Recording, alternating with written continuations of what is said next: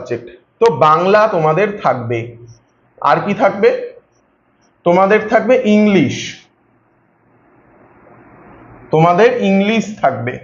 এই দুটো সাবজেক্ট হচ্ছে কম্পালসারি সাবজেক্ট। আমি সেই জন্য এগুলোর নামের পাশে সি লিখে দিলাম, সি ফর কম্পালসারি, এগুলো তোমাদের রাখতেই হবে।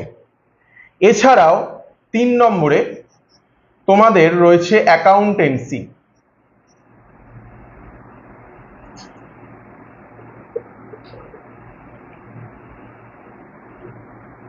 অ্যাকাউন্টেন্সি তোমাদের কিন্তু অ্যাকাউন্টেন্সি সাবজেক্টটাও রয়েছে, এবং যারা কমার্স নিয়ে পড়ছো অ্যাকাউন্টেন্সি কিন্তু তোমাদের কম্পালসারি, মানে অ্যাকাউন্টেন্সি কিন্তু রাখতেই হবে, ঠিক আছে? তার মানে বাংলা, ইংলিশ এবং অ্যাকাউন্টেন্সি এই 3টে সাবজেক্ট তোমাদের হয়ে গেল কম্পালসারি। আর কি কি সাবজেক্ট তোমাদের রয়েছে? 4 নম্বর কস্টিং অ্যান্ড ট্যাক্সেশন।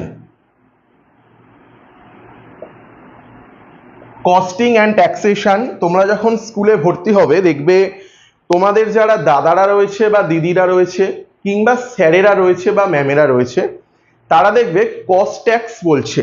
এই কস্ট ট্যাক্স নামক সাবজেক্টটি কিন্তু কস্টিং অ্যান্ড ট্যাক্সেশন, এটাকে শর্টকাটে কস্ট ট্যাক্স বলা হয়।